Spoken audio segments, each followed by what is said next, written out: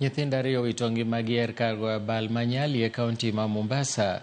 Kaluwore gi ote mar anyuola, ne gichopo kuno kaka jolimbe nyoro, kendo ne giyudo ote e thuolo machuok ni nyithindgi ariyo ma johigni 13 kod 7 nolwar e pi kendo tho.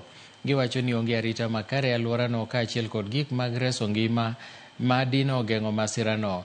Komishona e kaunti ma Mombasa, Mohamed Nur, owacho ni apisa mag arita kwe osechako nonro kendo ng'iyo gino ma dine kel tho ma nyithindogo.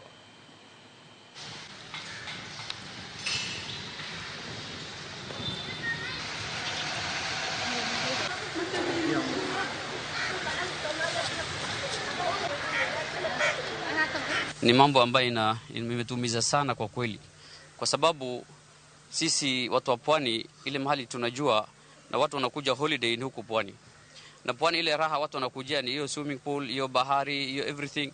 Hiyo yote inatakana ikuwe na precautions, na kila swimming pool inahitaji watu ambao wanahusika na kuangalia hali ya watoto.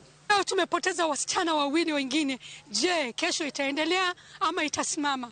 Tunataka sheria ichukuliwe kabisa, hatua kabisa ichukuliwe.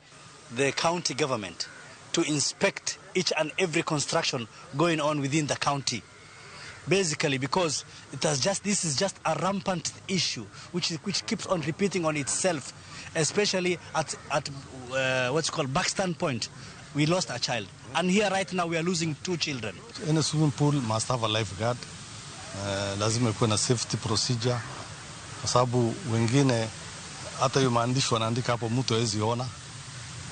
Wengine mtu hata na macho hawezi ya kusoma hiyo maandishi.